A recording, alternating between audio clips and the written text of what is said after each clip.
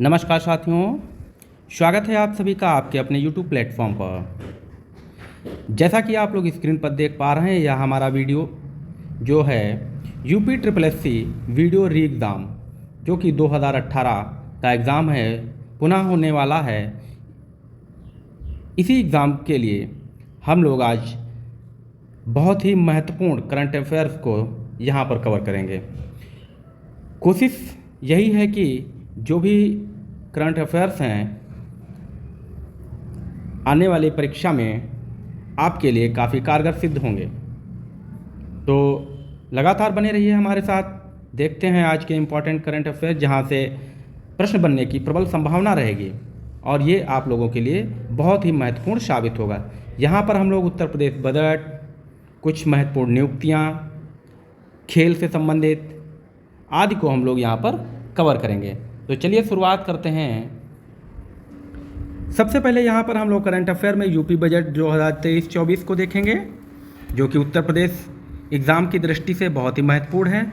उत्तर प्रदेश का बजट 2023-24 पेश किया गया है। कब पेश किया गया? तो 22 फरवरी 2023 को पेश किया गया और किसने किया है? सुरेश कुमार खन्ना। यानी कि ये जो सुरेश कुमार खन्ना जी हैं, ये क्या है? उत्तर प्रदेश के वित्त मंत्री हैं जिन्होंने बजट को पेश किया है। यह बजट 6.9 लाख करोड़ रुपए का है। यह बजट 6.9 लाख करोड़ रुपए का है और इस बजट में जो लक्ष्य रखा गया है वो $1 ट्रिलियन की अर्थव्यवस्था बनाने का लक्ष्य रखा गया है। बहुत ही महत्वपूर्ण प्रश्न बन सकते हैं कि जो उत्तर प्रदेश का बजट है कब पेश किया गया? तो आप बताएंगे 22 फरवरी 2023। किसने पेश किया या किसके द्वारा पेश किया गया? सुरेश कुमार खन्ना जी द्वारा पेश किया गया है। या उत्तर प्रदेश के वित्त मंत्री कौन है? तो सुरेश कुमार खन्ना जी हैं। यह बजट कितने रुपए का है? तो आप बताएंगे 6.90 लाख करोड़ रुपए का है। इस बजट में क्या लक्ष्य रखा गया है? कितनी अर्थव्यवस्था बनाने का लक्ष्य रखा गया है? तो $1 ट्रिलियन अर्थव्यवस्था का लक्ष्य रखा गया है। अब तक का यह सबसे बड़ा बजट है। अब तक का यह सबसे बड़ा बजट है और अमृतकाल का पहला बजट है। अमृतकाल का पहला बजट है। आपसे पूछा जा सकता है कि अमृतकाल क्या है? तो युवा वर्ग पर विशेष ध्यान, रोजगार सृजन एवं वृद्धि, सुदृढ़ और स्थिर समष्टि आर्थिक वातावरण आदि जो है, यही अमृतकाल इसका महत्व है। ठीक है। इस बजट में राजकोषीय घाटा जो है 3.48% रहा है, जो कि पिछले वित्तीय वर्ष का है। और जीडीपी, उत्तर प्रदेश का जो है देश की जीडीपी में कितना योगदान है? तो 8% का योगदान रहा है। क्लियर है?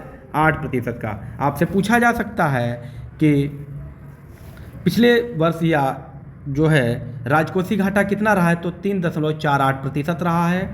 उत्तर प्रदेश का देश की जीडीपी में कितना योगदान है? तो आप बताएंगे 8% का योगदान है। उसके आगे अब हम लोग चलते हैं कि कुछ महत्वपूर्ण और तथ्य हैं, जैसे कि यूपी ग्लोबल इन्वेस्टर समिति। यूपी ग्लोबल इन्वेस्टर समिति जो है इसकी 11 बैठकें हुई हैं। 11 बैठकें जो है उत्तर प्रदेश के 4 जिलों में होनी है। तो ये पूछा जा सकता है कि Uttar Pradesh global investor summit की जो बैठकें हैं कौन कौन से जिलों में होनी है या फिर इनमें से किस जिले में नहीं होंगी? तो आप याद रखेंगे लखनऊ, आगरा, वाराणसी और ग्रेटर नोएडा। तो इन 4 जगहों पर 11 बैठकें होंगी। क्लियर है? 4 जगहों पर 11 बैठकें होंगी। क्लियर? और इन बैठकों में जो समझौते हुए हैं वो नवीकरणीय ऊर्जा पर, सबसे ज़्यादा समझौते नवीकरणीय ऊर्जा पर, दूसरे नंबर पर इलेक्ट्रॉनिक्स पर और तीसरे नंबर पर जो समझौते हुए वो औद्योगिक पार्क बनाने पर समझौते किए गए। क्लियर है? यहाँ तक समझ में रहा आपको? ओके, चलते हैं आगे। उत्तर प्रदेश का प्रथम स्थान, उत्तर प्रदेश का जो स्थान है प्रथम स्थान किस में है?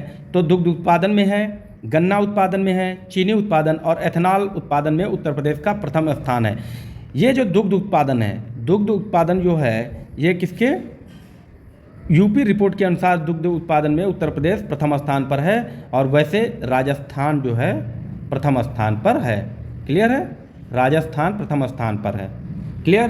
तो गन्ना, चीनी, एथेनॉल, इन तीनों में उत्तर प्रदेश का पहला स्थान है। क्लियर है? फिर देखिए उत्तर प्रदेश जो है, उत्तर प्रदेश डीबीटी के माध्यम से किसानों को भुगतान करने वाला सबसे बड़ा देश है या पहला राज्य है। ठीक है? सबसे ज़्यादा भुगतान करने वाला पहला राज्य है कौन? उत्तर प्रदेश। अब क्यों है? क्योंकि आप जानते हैं उत्तर प्रदेश की जनसंख्या सबसे ज़्यादा है, तो जाहिर बात है कि सबसे ज़्यादा भुगतान भी उत्तर प्रदेश ही करेगा। क्लियर है।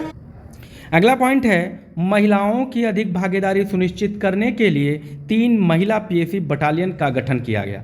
3 महिला पीएसी बटालियन का गठन किया गया है। ठीक है, क्यों किया गया? तो महिलाओं की अधिक भागीदारी सुनिश्चित करने के उद्देश्य से किया गया है। क्लियर है। कहाँ कहाँ किया गया है? तो लखनऊ में किया गया है। कहाँ? लखनऊ में किया गया है और गोरखपुर में किया गया है। गोरखपुर, और दूसरा जाता है तो बदायूं। कहाँ? बदायूं। ठीक है, क्लियर है। थोड़ा सा डाउट है बदायूं है या बांदा है, इसको आप देख लीजिएगा एक बार, बदायूं या बांदा है। सॉरी इसके लिए। लखनऊ और गोरखपुर में तो है। ठीक है। अगला जो है मेडिकल के क्षेत्र में क्या है, मेडिकल क्षेत्र में प्रत्येक जिले में एक मेडिकल कॉलेज की स्थापना करने के उद्देश्य से, प्रत्येक जिले में एक मेडिकल कॉलेज की स्थापना करने के उद्देश्य से करने के उत्तर प्रदेश सरकार ने एक जिला एक मेडिकल कॉलेज योजना का शुभारंभ किया है। ठीक है, प्रत्येक जिला में एक मेडिकल कॉलेज बनाने के उद्देश्य से एक जिला एक मेडिकल कॉलेज योजना का शुभारंभ किया गया है। कहाँ से किया गया है? तो यूपी गवर्नमेंट द्वारा। ठीक है, ये आपसे पूछा जा सकता है। क्लियर है। एयरपोर्ट की बात करें तो एयरपोर्ट जो है उत्तर प्रदेश में 5 अंतर्राष्ट्रीय एयरपोर्ट बनाने का लक्ष्य है। 3 अंतर्राष्ट्रीय एयरपोर्ट जो है वो क्या है? क्रियाशील हैं, ये कार्य कर रहे हैं। और 2 और नए एयरपोर्ट, अंतर्राष्ट्रीय एयरपोर्ट बनाने का भी निर्णय लिया गया है, जो कि एक जेवर जो है अंतर्राष्ट्रीय हवाई अड्डा, ये नोएडा में आपका बनेगा, और अयोध्या अंतर्राष्ट्रीय हवाई अड्डा अयोध्या में बनेगा। क्लियर है। ये निर्माणाधीन है दोनों। क्लियर। अगला देखते हैं एग्रीकल्चर के सेक्टर में। एग्रीकल्चर के सेक्टर में जो है the million farmers school, the million farmers school क्या है ये, का आयोजन पूरे प्रदेश में किया गया है। और 4 विश्वविद्यालयों में, कहाँ कहाँ? 4 विश्वविद्यालय में एग्रीटेन स्टार्टअप योजना का शुभारंभ किया गया है। फिर देखिए महात्मा बुद्ध कृषि एवं प्रौद्योगिकी विश्वविद्यालय की स्थापना की गई है। ठीक है। टैबलेट स्मार्टफोन वितरण योजना, टैबलेट स्मार्टफोन वितरण योजना स्वामी विवेकानंद युवा सशक्तिकरण योजना के अंतर्गत, किसके अंतर्गत? तो स्वामी विवेकानंद युवा सशक्तिकरण योजना के अंतर्गत क्या करना है? तो 5 वर्षों में 2 करोड़ टैबलेट या स्मार्टफोन वितरण का लक्ष्य रखा गया है। किसके अंतर्गत रखा गया है? तो स्वामी विवेकानंद युवा सशक्तिकरण योजना के अंतर्गत। क्लियर है। उत्तर प्रदेश, नई उत्तर प्रदेश सूचना प्रौद्योगिकी एवं सूचना प्रौद्योगिकी जनित सेवा नीति जो है 18 नवंबर 2022 से अधिसूचित है। क्लियर है। ओके। बेसिक एवं माध्यमिक शिक्षा के लिए पीएम श्री योजना, प्रधानमंत्री for rising India, PM Shri योजना के तहत कितने रुपए का जो आवंटन किया गया? तो 510 करोड़ रुपए का किया गया है। किसके लिए? बेसिक एवं माध्यमिक शिक्षा के लिए। और ग्राम पंचायत एवं वार्ड स्तर पर डिजिटल लाइब्रेरी योजना का भी शुभारंभ किया गया है। क्लियर है। डिजिटल लाइब्रेरी योजना की शुरुआत करने वाला राज्य तो उत्तर प्रदेश है। डिजिटल लाइब्रेरी योजना क्या है? तो प्रत्येक ग्राम पंचायत एवं वार्ड स्तर पर डिजिटल लाइब्रेरी बनाने का लक्ष्य है। क्लियर है। उच्च शिक्षा में अगर बात की जाए, उच्च शिक्षा में देखिए विंध्याचल धाम में माँ विंध्यावासिनी राज्य विश्वविद्यालय की स्थापना कहाँ करनी है? तो विंध्याचल क्षेत्र में। वहीं देवी पाटन मंडल में माँ पाटेश्वरी देवी राज्य विश्वविद्यालय की स्थापना होगी। और महात्मा बुद्ध कृषि एवं प्रौद्योगिकी विश्वविद्यालय की स्थापना कुशीनगर में होनी है। और मुरादाबाद में एक राज्य विश्वविद्यालय की स्थापना होनी है। यानी कुल मिलाकर 4 राज्य विश्वविद्यालय, 4 स्टेट यूनिवर्सिटी, ठीक है, स्टेट यूनिवर्सिटी बनाने का लक्ष्य जो है रखा गया है उत्तर प्रदेश सरकार के द्वारा। तो पूछा जा सकता है कि निम्न में से कौन सा कथन ठीक नहीं है, या निम्न में से किस विश्वविद्यालय की स्थापना की जा रही है उत्तर प्रदेश सरकार द्वारा? तो ये आपको याद रखना है। यूपी में वनावरण एवं वृक्षारोपण की बात करें अगर, तो उत्तर प्रदेश में कुल भौगोलिक क्षेत्र का वनावरण जो है वो 9.23% है। कितना है भाई? 9.23% का कुल क्षेत्र है। क्लियर है। और जो कि 15% लक्ष्य रखा गया है इसको 2030 तक करने का। ठीक है, 2030 तक उत्तर प्रदेश में वनावरण क्षेत्र करने का लक्ष्य रखा गया है। ठीक है, 15%। क्लियर है। 2 ही आंकड़े महत्वपूर्ण है। अगला जो महत्वपूर्ण पॉइंट है यहाँ पर हम लोग देखिए संपूर्ण कवर कर लेंगे क्या, आईसीसी वुमेन 2020 वर्ल्ड कप 2023। जो आईसीसी वुमेन्स 2020 वर्ल्ड कप हुआ है, आपसे पूछा जा सकता है कि इसका विनर कौन रहा है, तो आप बताएंगे ऑस्ट्रेलिया। कौन सी बार रहा है, तो 6वीं बार ऑस्ट्रेलिया इसका विजेता रहा है। क्लियर है। और कि रनर कौन रहा है, किसको हराया था, तो साउथ अफ्रीका को हराया है। प्रश्न ये पूछा जा सकता है कि प्लेयर ऑफ द मैच कौन रहा है, तो बेथ मोनी रही हैं। Player of the match Beth Moni रही हैं, जो कि ऑस्ट्रेलिया की हैं। और प्लेयर ऑफ द सीरीज जो रही हैं वो एशले गार्डनर रही हैं। कौन रही हैं, एशले गार्डनर, ये भी ऑस्ट्रेलिया की हैं। क्लियर है यहाँ तक। अगर हाईएस्ट स्कोर की बात की जाए, वुमेन्स 2020 वर्ल्ड कप 2023 में हाईएस्ट स्कोर किसने बनाया है, तो मुनीबा अली सिद्दीकी ने बनाया है, जो कि पाकिस्तान की हैं। इन्होंने कितना रन बनाया है, तो 102 रन बनाया है एक मैच में, हाईएस्ट स्कोर। अगर हाईएस्ट रन की बात की जाए तो लॉरा ने बनाया है, ये 230 रन बनाए हैं इन्होंने, ये साउथ अफ्रीका की हैं। और सबसे ज़्यादा विकेट लेने वाली महिला खिलाड़ी हैं वो सोफी एलेक्सटोन जी हैं, जिन्होंने 11 विकेट लिए हैं। और ये इंग्लैंड से संबंधित हैं। ठीक है, इंग्लैंड की टीम से खेलती हैं सोफी एलेक्सटोन, 11 विकेट। क्लियर है यहाँ तक। और इससे ज़्यादा आपसे कुछ भी नहीं आईसीसी 2020 वर्ल्ड कप में पूछा जा सकता है वुमेन्स वाले में। क्लियर है। फिर देखिए छोटे छोटे पॉइंट्स में लीजेंड्स क्रिकेट अगर आपसे पूछ लेता है कि लीजेंड्स क्रिकेट लीग के बारे में पूछता है, तो इसका रनर कौन है, तो एशिया लायंस इसका रनर है। क्लियर है, कौन है, एशिया लायंस रनर है। और किसको हराया है, तो वर्ल्ड जॉइंट्स को हराया है। क्लियर है। रणजी ट्रॉफी जो है 2023 किसने जीती है, तो ये सौराष्ट्र ने जीती है, लगातार दूसरी बार जीती है। और बंगाल को हराया है, बंगाल को हरा कर जीती है। क्लियर है। रणजी ट्रॉफी का जो बहुत ज़्यादा इंपॉर्टेंट तो नहीं है, लेकिन मैन ऑफ द मैच जो है जयदेव उनदकट को मिला है, जो कि सौराष्ट्र से हैं। और प्लेयर ऑफ द सीरीज ये मिली है अर्पित वसवाड़ा को, ये भी सौराष्ट्र से संबंधित है। क्लियर है, याद रहेगा आपको। ओके, बहुत ही इंपॉर्टेंट है, महत्वपूर्ण फैक्ट्स हैं आप परीक्षा की दृष्टि से। और इससे बाहर मेरी उम्मीद है कि आपकी परीक्षा में कुछ भी नहीं आने वाला है। क्लियर है। चलिए चलते हैं आगे। Very important, Tata women's premier league किसने जीती है, तो ये टाटा वुमेन्स प्रीमियर लीग किसने जीती है, तो मुंबई इंडियंस ने जीता है। किसको हराया है, तो दिल्ली कैपिटल्स को हराया है। ठीक है। यहाँ पर जो हाईएस्ट स्कोर है एक मैच में, वो सोफी डिवाइन ने बनाया है। किसने, सोफी डिवाइन ने 99 रन बनाए। सोफी डिवाइन आरसीबी की तरफ से खेलती हैं। और हाईएस्ट रन की बात की जाए, अगर ऑरेंज कैप की बात की जाए, तो मेग लैनिंग ने पाई है ऑरेंज कैप, जिन्होंने 345 रन बनाए हैं। और ये दिल्ली कैपिटल्स की ओर से खेलती हैं। क्लियर है। हाईएस्ट विकेट पर्पल कैप की उम्मीदवार हेली मैथ्यूज़ हैं, जो कि मुंबई इंडियंस की तरफ से खेलती हैं। क्लियर है। इसके बाद हम लोग देखते हैं ईरानी ट्रॉफी को शेष भारत ने जीता है। और उपविजेता इसमें रहा है मध्य प्रदेश। क्लियर, याद रहेगा। ठीक है। अब देखिए कुछ और महत्वपूर्ण अरबपतियों की 37वीं वार्षिक फोर्ब्स सूची की पूछा जा सकता है कि विश्व में सबसे धनवान व्यक्ति, तो आप बताएंगे बर्नार्ड अर्नॉल्ट।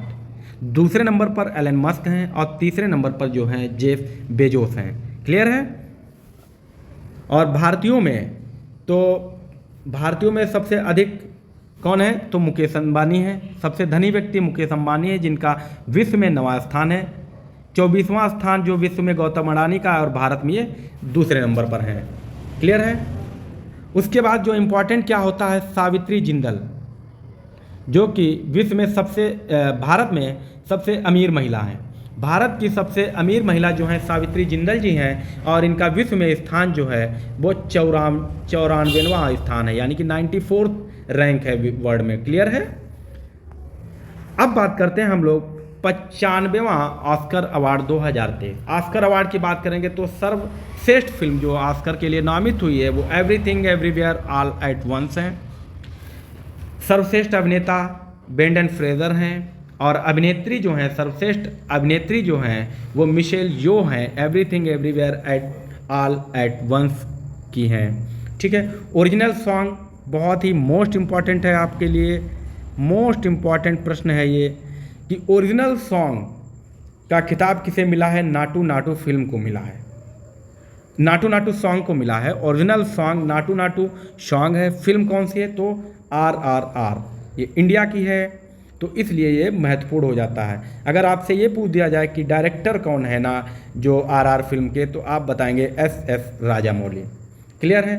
डॉक्यूमेंट्री फिल्म का अवार्ड किसे मिला है? ऑस्कर अवार्ड तो नेवेल्नी को मिला है। और वही शॉर्ट डॉक्यूमेंट्री का अवार्ड मिला है, ऑस्कर अवार्ड, तो द एलिफेंट विस्पर्स को मिला है। क्लियर है यहाँ तक? उम्मीद करता हूँ आपको बेहतर समझ में आ रहा होगा। बहुत ही बेहतरीन प्रश्न है, उम्मीद करता हूँ कि इससे बाहर ना ही आए। अब हम लोग यहाँ से कवर करेंगे सूचकांक एवं रिपोर्ट्स। जो इंडेक्स होते हैं हमारे, इंडेक्स को देखेंगे कि वर्ल्ड में फर्स्ट रैंक किसकी है और इंडिया का स्थान क्या है। तो सबसे पहली जो इंडेक्स है, पहला जो सूचकांक है, वर्ल्ड हैप्पीनेस रिपोर्ट 2023, विश्व प्रसन्नता सूचकांक सूची। इसको जारी कौन करता है? तो संयुक्त राष्ट्र निर्वाणी विकास समाधान नेटवर्क द्वारा जारी किया जाता है। इसमें कुल देश जो है 137 देशों को शामिल किया गया है, जिसमें पहला स्थान फिनलैंड का है, दूसरा स्थान डेनमार्क का और तीसरा स्थान आइसलैंड का है। किसका है? FDA, ठीक है? क्या है? नहीं, FDI, क्या होगा? FDI, F से फिनलैंड, D से डेनमार्क और I से आइसलैंड, ठीक है? FDI। क्लियर है? लास्ट जो है वो कांगो का है। क्लियर है? लास्ट। और भारत का इसमें जो स्थान है वो 126वां स्थान है, जो कि इससे पहले 2022 में 136वां स्थान था। 10 स्थान का फ़ायदा हुआ है भारत को। तो आप याद रखेंगे कि पहले स्थान पर फिनलैंड है और भारत का स्थान 126वां है। फिर बात करते हैं वैश्विक आतंकवाद सूचकांक। वैश्विक आतंकवाद सूचकांक, इसको कौन जारी करता है? Institute for economics and peace, IEP द्वारा जारी किया जाता है। पहले नंबर पर जो है सबसे ज़्यादा आतंकवाद से ग्रसित जो देश है वो अफ़गानिस्तान है, दूसरे नंबर पर जो है बुर्किना फासो है और तीसरे नंबर पर सोमालिया है। भारत का स्थान इसमें 2023 में 13वां स्थान है, जबकि 2022 में भारत का स्थान 12वां आता है। तो आप याद रखेंगे। क्लियर है? अगला जो इंडेक्स है वो अंतर्राष्ट्रीय बौद्धिक संपदा सूचकांक 2023, अंतर्राष्ट्रीय बौद्धिक संपदा सूचकांक 2023 है और यह इसका 11वां संस्करण है। किसके द्वारा जारी किया जाता है? तो ये इम्पॉर्टेंट रहता है, US chamber of commerce global policy centre द्वारा जारी किया जाता है। कोई भी एक नाम मिल जाएगा, US चैम्बर ऑफ कॉमर्स या फिर ग्लोबल पॉलिसी सेंटर मिल जाए तो आपको टिक कर देना। पहला स्थान इसमें जो है USA का है, दूसरा UK और तीसरा जो है फ्रांस। USA मतलब America, Britain, UK United kingdom यानी कि ब्रिटेन, और तीसरा स्थान जो है फ्रांस का है। भारत का स्थान 42वां है, जो कि 2022 में स्थान था 43वां। तो 2023 में भारत का स्थान कितना है भाई? 42वां स्थान है। क्लियर है? किसमें? अंतर्राष्ट्रीय बौद्धिक संपदा सूचकांक में। क्लियर है? फिर आता है विश्व वायु गुणवत्ता रिपोर्ट। क्या? विश्व वायु गुणवत्ता रिपोर्ट 2022 किसके द्वारा जारी किया गया है? तो स्विस वायु गुणवत्ता द्वारा जारी किया गया है। IQ एयर इंडेक्स जारी किया गया है। इसमें सबसे प्रदूषित देश की बात की जाए तो चाड है। यही याद रखना है कि सबसे प्रदूषित देश कौन सा है? चाड है इसमें। क्लियर है? और शीर्ष प्रदूषित शहर, सबसे प्रदूषित शहर की बात की जाए तो लाहौर है। और लाहौर कहाँ का है? भाई अपना पड़ोसी पाकिस्तान का है। क्लियर है?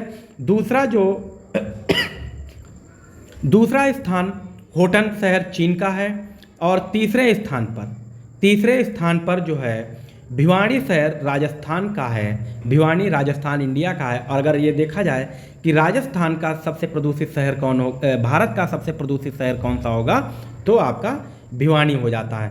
वर्ल्ड में चौथा नंबर दिल्ली का आता है और भारत में दिल्ली सेकंड नंबर पर है। ठीक है? सेकंड कहाँ? इंडिया में सेकंड नंबर का जो प्रदूषित शहर है वो दिल्ली है। अब नोट करके देखिए आप, विश्व के 20 प्रदूषित शहरों में 19 शहर एशिया के हैं। कहाँ के हैं भाई? 19 शहर एशिया के हैं और जिनमें भी 14 भारत के हैं।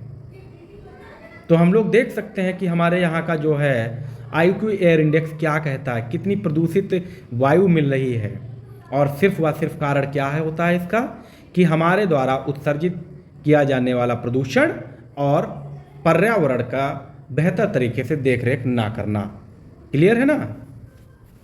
तो भाई सभी लोगों को पर्यावरण के प्रति संवेदनशील रहना चाहिए। हम लोगों को काफ़ी हद तक पौधे जो है प्रदूषण को कम करते हैं, जिनमें कि नीम, पीपल, बरगद, गूलर आदि जैसे पौधे जो है पर्यावरण में काफ़ी हद तक संतुलन और गुणवत्ता को शुद्ध रखते हैं। चलिए चलते हैं आगे। चुनावी लोकतंत्र सूचकांक। चुनावी लोकतंत्र सूचकांक में पहला स्थान डेनमार्क का है और भारत का 108वां स्थान है। क्लियर है? भारत का 108वां स्थान है चुनावी लोकतंत्र सूचकांक में। क्लियर? 17वां भारतीय प्रवासी दिवस सम्मेलन, वेरी वेरी इंपॉर्टेंट। क्या है भाई? वेरी इंपॉर्टेंट है ये। क्लियर है? वेरी इंपॉर्टेंट हो जाता है। 17वां भारतीय प्रवासी दिवस सम्मेलन का आयोजन 8 से 10 जनवरी के मध्य किया गया है। 8 से 10 जनवरी 2023 कहाँ किया गया है? मध्य प्रदेश के इंदौर शहर में किया गया है।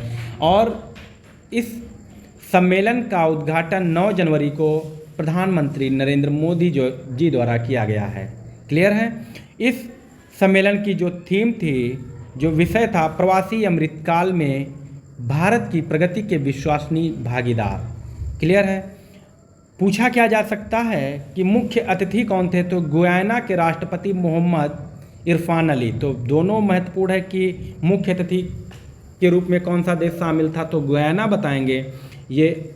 या आपसे अलग पूछा जा सकता है कि गुयाना के राष्ट्रपति कौन हैं, तो मोहम्मद इरफान अली जी हैं। और विशिष्ट अतिथि की बात करें तो सूरीनाम के राष्ट्रपति चंद्रिका प्रसाद संतोखी जी शामिल हुए थे। क्लियर है यहाँ तक? ओके। फिर आता है केंद्र शासित प्रदेशों के राज्यपाल, राजधानी। तो ये बहुत ज़्यादा महत्वपूर्ण नहीं है, लेकिन छोड़ते हैं इसको। अगला जो है नोबेल प्राइज़। देखिए नोबेल प्राइज़ भी बहुत महत्वपूर्ण होता है। नोबेल प्राइज़ जो है 6 क्षेत्रों में दिया जाता है। किसके द्वारा दिया जाता है? तो स्वीडन द्वारा दिया जाता है। इम्पॉर्टेंट क्या है? देखिए अर्थशास्त्र का नोबेल पुरस्कार जो है 3 लोगों को मिला है। शांति नोबेल पुरस्कार जो है वो भी 3 लोगों को मिला है। चिकित्सा में 1 लोगों को मिला है और भौतिक विज्ञान का भी जो है 3 लोगों को इसका मिला है। रसायन विज्ञान का जो है वो भी 3 लोगों को मिला है। तो इम्पॉर्टेंट क्या हो जाता है हमारे लिए? चिकित्सा का शांति पुरस्कार, चिकित्सा का नोबेल पुरस्कार किसको मिला है? तो स्वांते पावो हो जाता है, जो कि स्वीडन के रहने वाले हैं और ये अनुवांशिकी वैज्ञानिक है। तो पूछा जा सकता है कि स्वांते पावो का संबंध किससे है? तो वैज्ञानिक हैं। कैसे वैज्ञानिक है? अनुवांशिकी वैज्ञानिक। कहाँ के निवासी? स्वीडन के हैं। या स्वांते पावो को कौन सा नोबेल मिला है? तो चिकित्सा विज्ञान के क्षेत्र में मिला है। चिकित्सा विज्ञान के क्षेत्र में किसे जो है नोबेल पुरस्कार मिला है? तो आप बताएंगे स्वांते पावो को। अगला हो जाता है हमारे लिए इम्पॉर्टेंट जो हो जाता है वो क्या हो जाता है? साहित्य का नोबेल पुरस्कार। ये एनी एर्नॉक्स को मिला है। किसको मिला है? एनी एर्नॉक्स को मिला है, जो कि फ्रांस से इनका संबंध है। क्लियर है? 2 ही महत्वपूर्ण होते हैं। फिर आप देखिए रेलवे बोर्ड के अध्यक्ष एवं मुख्य कार्यकारी अधिकारी जो हैं VK त्रिपाठी जी हैं। और भारतीय विशिष्ट पहचान प्राधिकरण UIDAI आधार कार्ड जिसको हम लोग कहते हैं के CEO जो हैं वो कौन है? सौरभ गर्ग हैं। क्लियर है? इनको भी आप याद रखिएगा। अगला हम लोग देखते हैं, जो अगला है साहित्य अकादमी पुरस्कार 2022। साहित्य अकादमी पुरस्कार 2022 हमारे लिए बहुत इंपॉर्टेंट ये होता है कि किसको मिला है? हिंदी क्षेत्र का जो है हिंदी भाषा के लिए मिला है बद्री नारायण जी को मिला है। इनके काव्य संग्रह तुमड़ी के शब्द, किसके लिए? तुमड़ी के शब्द के लिए क्या मिला है? साहित्य अकादमी पुरस्कार मिला है। तुमड़ी के शब्द के लेखक बद्री नारायण जी हैं और ये हिंदी भाषा के हैं।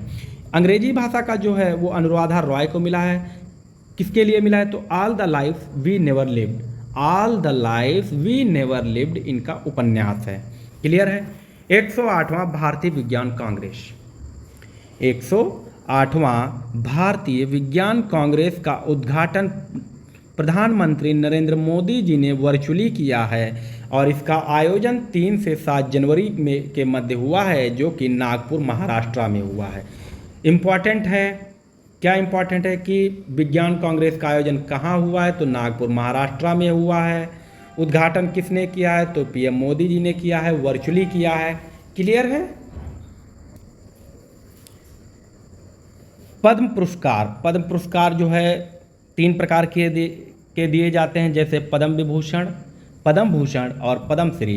तो इस बार 6 लोगों को पद्म विभूषण पुरस्कार दिए गए हैं, 9 लोगों को पद्म भूषण और 91 लोगों को पद्म श्री अवार्ड दिए गए हैं। तो कुल अगर पूछा जाए पद्म पुरस्कार वितरित किए गए कितने, 106 पुरस्कार, जिसमें 6 पद्म विभूषण है, 9 पद्म भूषण और 91 आपके पद्म श्री हो जाते हैं। इम्पॉर्टेंट क्या हो सकता है, तो पद्म विभूषण आप देख लीजिए कि बालकृष्ण दोषी जी को मिला है, जो कि गुजरात राज्य से हैं और वास्तुकला से संबंधित हैं। अगला जो है वो जाकिर हुसैन को मिला है और ये कला से संबंधित है, महाराष्ट्र राज्य से।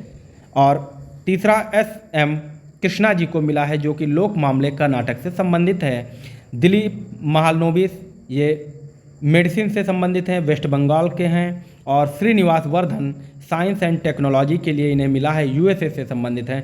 और जो इम्पोर्टेंट है मुलायम सिंह यादव जी है, ये उत्तर प्रदेश के हैं, इसलिए महत्वपूर्ण हो जाता है। इनको कौन सा पुरस्कार मिला है, तो पद्म विभूषण मिला है। ये लोक मामले यानी कि राजनेता थे और इनको मरणोपरांत मिला है। दिलीप महालनोबिस जी को भी मरणोपरांत मिला है और बालकृष्ण दोषी जी को मरणोपरांत मिला है। तो प्रश्न क्या बन सकता है कि निम्नलिखित में से किसको मरणोपरांत मिला है या कौन से मरणोपरांत नहीं है।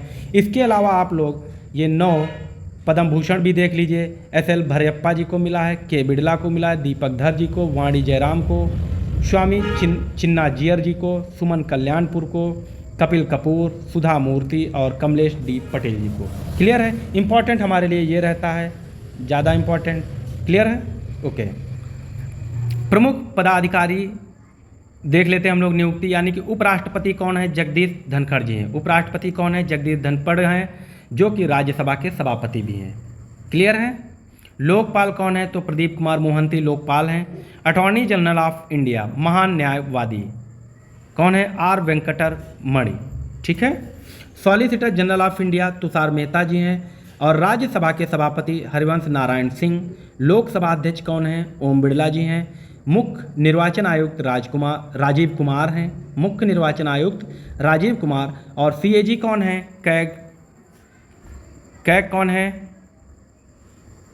तो आपके गिरीश चंद्र मुर्मू जी हैं। CDS जनरल अनिल चौहान जी। सेना के प्रमुख तो वायुसेना अध्यक्ष जो हैं एयर चीफ मार्शल विवेक राम चौधरी। नौसेना अध्यक्ष एडमिरल हरि कुमार जी और थल सेना अध्यक्ष जनरल मनोज पांडे जी हैं। क्लियर है।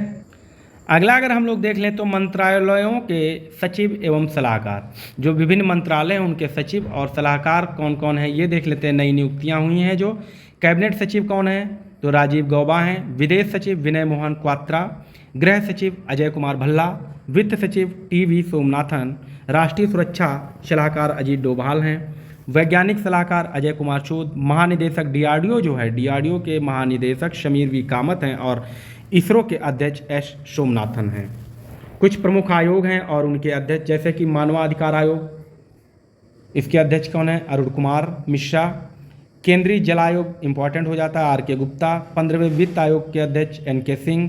राष्ट्रीय महिला आयोग के अध्यक्ष जो हैं रेखा शर्मा हैं। राष्ट्रीय बाल अधिकार संरक्षण आयोग प्रियंका कानूनगो। संघ लोक सेवा आयोग ये कौन हो जाते हैं, मनोज सोनी। UGC तो इसके कौन हैं अध्यक्ष, तो प्रोफेसर M जगदीश कुमार। केंद्रीय सतर्कता आयुक्त इम्पॉर्टेंट है। केंद्रीय सतर्कता आयुक्त कौन है, तो ये PK श्रीवास्तव हैं। और मुख्य सूचना आयुक्त जो है यशवर्धन सिन्हा जी हैं। क्लियर है। इसके अलावा हम लोग प्रमुख सूचकांक प्रथम स्थान और भारत का स्थान देख लेते हैं। जैसे पीछे हम लोगों ने देखा है विश्व प्रसन्नता रिपोर्ट फिनलैंड, भारत का स्थान 126वां। वैश्विक आतंकवाद सूचकांक में पहला स्थान अफगानिस्तान का है, भारत का 13वां स्थान है। अंतर्राष्ट्रीय बौद्धिक संपदा सूचकांक पहले स्थान पर अमेरिका है, भारत का 42वां स्थान है। जलवायु परिवर्तन प्रदर्शन सूचकांक इसमें पहले स्थान पर, यानी कि शीर्ष प्रथम 3 में कोई भी देश शामिल नहीं है। पहला स्थान कह सकते हैं या फिर चौथा स्थान डेनमार्क का है, भारत का 8वां स्थान है। भ्रष्टाचार बोध सूचकांक 2022 रिपोर्ट आई है, जिसमें पहला स्थान डेनमार्क का है, 50वां भारत का स्थान है। मानव स्वतंत्रता सूचकांक 2022 में पहला स्थान स्विट्जरलैंड का है और 112वां स्थान भारत का है। वैश्विक भुखमरी सूचकांक 2022 जिसमें सबसे ज़्यादा भुखमरी बेलारूस में है और भारत का स्थान 107वां है। फिर मानव विकास सूचकांक 2021-22 की रिपोर्ट के अनुसार पहले स्थान पर स्विट्ज़रलैंड है और भारत का स्थान 132वां है। सतत विकास लक्ष्य सूचकांक में पहला स्थान फिनलैंड का है और भारत का स्थान 121वां है। वैश्विक नवाचार सूचकांक 2022 स्विट्ज़रलैंड का पहला स्थान और भारत का 40वां स्थान है। विश्व प्रेस स्वतंत्रता सूचकांक पहले स्थान पर नॉर्वे है और भारत का जो है 150वां स्थान है। विश्व प्रेस स्वतंत्रता सूचकांक में हमारे जो भारत की मीडिया है उसका 150वां स्थान है भाई। वैश्विक शांति सूचकांक में जो वैश्विक शांति सूचकांक है यानी कि सबसे ज़्यादा शांति है तो आइसलैंड में है जो पहला स्थान है और भारत इसमें 135वें पायदान पर है। पर्यावरण निष्पादन सूचकांक की बात अगर की जाए तो डेनमार्क पहले स्थान पर है और भारत का स्थान 180वां है। क्लियर है यहाँ तक? तो हम लोगों ने बहुत कुछ यहाँ पर महत्वपूर्ण देख लिया है। देखते हैं कुछ आगे और भी महत्वपूर्ण तथ्य हैं, जैसे कि 41वां रामायण मेला का आयोजन अयोध्या में किया गया है। लखनऊ में क्या क्या हुआ है तो यूपी वैश्विक निवेश शिखर सम्मेलन का आयोजन लखनऊ में, आम महोत्सव का आयोजन लखनऊ में हुआ है। यूपी प्लास्टिक अपशिष्ट प्रबंधन कॉन्क्लेव इसका भी आयोजन जो है लखनऊ में, और भारत हस्तशिल्प महोत्सव का आयोजन लखनऊ में हुआ है। कलिंजर महोत्सव का जो आयोजन है वो बांदा में होता है, जो कि राजकीय उत्सव की मान्यता दी गई। इसको कलिंजर महोत्सव को राजकीय उत्सव की मान्यता दी गई है। किसके द्वारा दी गई है तो उत्तर प्रदेश के मुख्यमंत्री योगी आदित्यनाथ जी के द्वारा दी गई है कलिंजर महोत्सव। रेशम कृषि मेला का आयोजन गोरखपुर में हुआ है। कहाँ हुआ है रेशम कृषि मेला का आयोजन? गोरखपुर और कानपुर में नमोवन का आयोजन किया गया है। वाराणसी से संबंधित क्या क्या है तो वाराणसी में काशी तमिल संगम का आयोजन, पीएम गतिशक्ति मल्टी मॉडल सम्मेलन का आयोजन और वर्ल्ड टीबी समिति का आयोजन 2023 जो है वो भी वाराणसी में हुआ है। राष्ट्रीय विधि विश्वविद्यालय का निर्माण कहाँ किया जा रहा है तो प्रयागराज में किया जा रहा है। क्लियर है? यूपी का प्रथम आयुष विश्वविद्यालय जो है, उत्तर प्रदेश का पहला विश्वविद्यालय कहाँ बनने जा रहा है तो गोरखपुर में, जो कि इंटरनेशनल स्पोर्ट्स सिटी भी यहीं पर बनने जा रही है। कहाँ? गोरखपुर में। वृक्षारोपण जन आंदोलन कहाँ से प्रारंभ हुआ है? वृक्षारोपण जन आंदोलन चित्रकूट से प्रारंभ हुआ है, जिसमें 35 करोड़ वृक्ष लगाने का लक्ष्य रखा गया है। स्कूल चलो अभियान उत्तर प्रदेश सरकार के द्वारा शुरू किया गया है। स्कूल चलो अभियान। पंख पोर्टल क्या है? पंख पोर्टल जो है उत्तर प्रदेश के विद्यार्थियों से संबंधित है, जिसमें उत्तर प्रदेश के विद्यार्थियों की कैरियर काउंसलिंग की जाएगी। ठीक है। स्टैंड अप योजना में उत्तर प्रदेश का पहला स्थान है।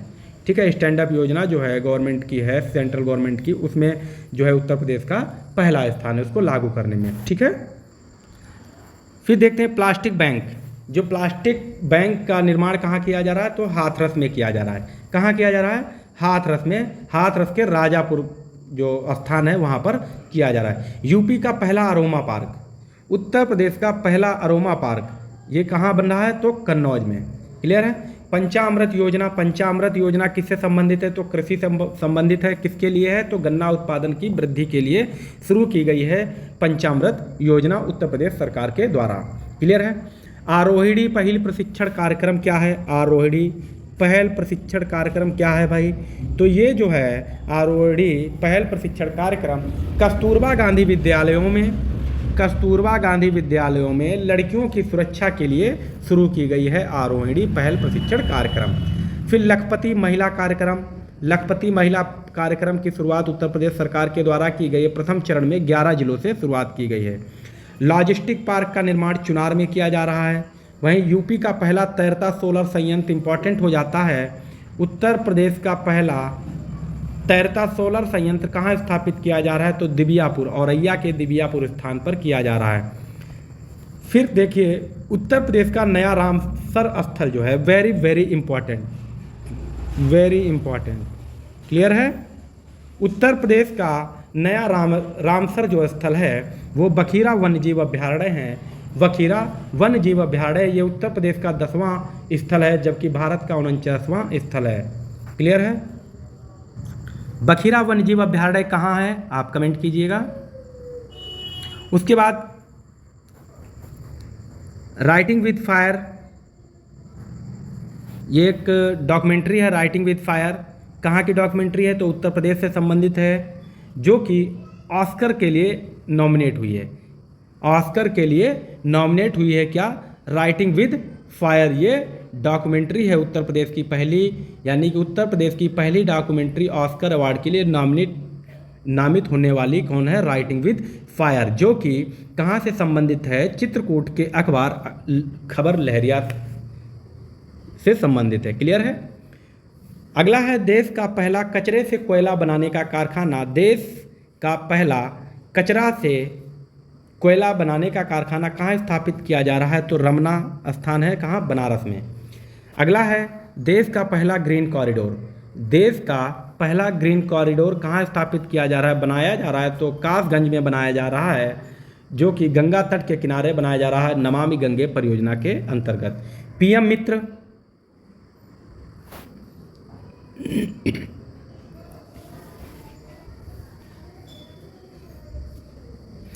अगला है पांचवें खेलो इंडिया यूथ गेम। पांचवें खेलो इंडिया यूथ गेम जो है 14वां स्थान रहा है भारत में, ठीक है, किसका, यूपी का। 3 महिला पीएसी बटालियन, मैंने पीछे बताया था कि महिलाओं की भागीदारी, अधिक भागीदारी सुनिश्चित करने के लिए 3 महिला पीएसी बटालियन का गठन किया गया उत्तर प्रदेश सरकार के द्वारा। तो बदायूं में कौन सी है, रानी अवंतीबाई लोधी, अवंतीबाई बदायूं, उदा देवी लखनऊ, और झलकारी बाई बटालियन का नाम है वो गोरखपुर में स्थापित की गई है। क्लियर है। नमो वन कानपुर में है। इंडियन ऑफ द अवार्ड किसे दिया गया है, इंडियन ऑफ द अवार्ड किसे दिया गया है, तो ये दिया गया है उत्तर प्रदेश के मुख्यमंत्री योगी आदित्यनाथ जी को दिया गया है। पीएम शहरी आवास योजना का योजनाओं का जो है क्रियान्वयन करने वाला राज्य जो है, बेहतर राज्य है उत्तर प्रदेश, ठीक है, जिसमें उत्तर प्रदेश का पहला स्थान है। क्लियर है। खेत तालाब योजना क्या है, खेत तालाब योजना जो है सिंचाई से, कृषि से संबंधित है, सिंचाई के लिए, जिसमें तालाब निर्माण के लिए सरकार द्वारा 50% की सब्सिडी प्रोवाइड कराई जाती है। फिर न्यू जिम कार्बेट जो है अमनगढ़ टाइगर रिजर्व जो है, अमनगढ़ टाइगर रिजर्व का नाम क्या किया गया, न्यू जिम कार्बेट रखा गया, जो कि बिजनौर में है। आगे और देख लेते हैं कि न्यूनतम जनघनत्व वगैरह देख लेते हैं थोड़ा सा हम लोग।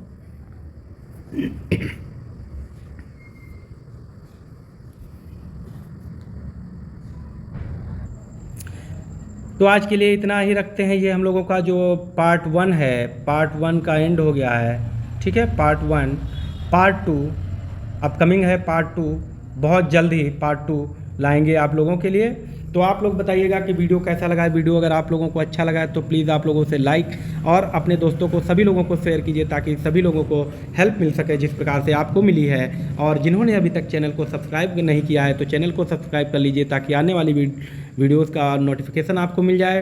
क्योंकि आने वाली जो वीडियोज़ होगी बहुत ही इम्पॉर्टेंट वीडियो होगी परीक्षा की दृष्टि से, और ख़ासकर आपके जो अभी वीडियो री एग्ज़ाम जो होने वाला है, वीडियो री एग्ज़ाम, इसी के उपलक्ष्य में हम लोग वीडियो एग्ज़ाम के संदर्भ के लिए हम अन्य वीडियो भी लेकर आएंगे, जैसे कि करंट अफेयर हो गया। करंट अफेयर जो इम्पोर्टेंट करंट अफेयर रहेगा, लगेगा कि ये आपके एग्ज़ाम में आ सकता है, तो उसके लिए। और हिंदी इम्पॉर्टेंट कुछ हिंदी के फैक्ट रहेंगे आपके लिए, जैसे कि हिंदी में आप लोगों को क्या मिल जाएगा कि लिटरेचर, यानी कि हिंदी में साहित्य। क्लियर है। हिंदी में क्या क्या मिल सकता है आपको, तो साहित्य की बहुत ही महत्वपूर्ण वीडियो आपके लिए। हिंदी साहित्य क्या मिलेगा आपको, हिंदी साहित्य और प्लस व्याकरण, जो कि महत्वपूर्ण ही होगा, महत्वपूर्ण, बहुत ही महत्वपूर्ण होगा परीक्षा की दृष्टि से। लगभग में प्रश्न फंसने की उम्मीद रहेगी। और करंट अफेयर हम आप लोगों के लिए दे ही रहे हैं, तो इतना हम लेकर आएंगे। तो आप लोग लगातार बने रहिए। चैनल जिन्होंने सब्सक्राइब नहीं किया, आप लोग चैनल सब्सक्राइब कर लीजिए। आप लोगों को बहुत ही, वास्तव में मैं भरोसा दिलाता हूँ, आपको यकीन दिलाता हूँ कि आपको बहुत फ़ायदा होगा, बहुत फ़ायदा होगा। तो मिलते हैं अगले वीडियो में बहुत जल्द आप लोगों को। तब तक के लिए बाय बाय।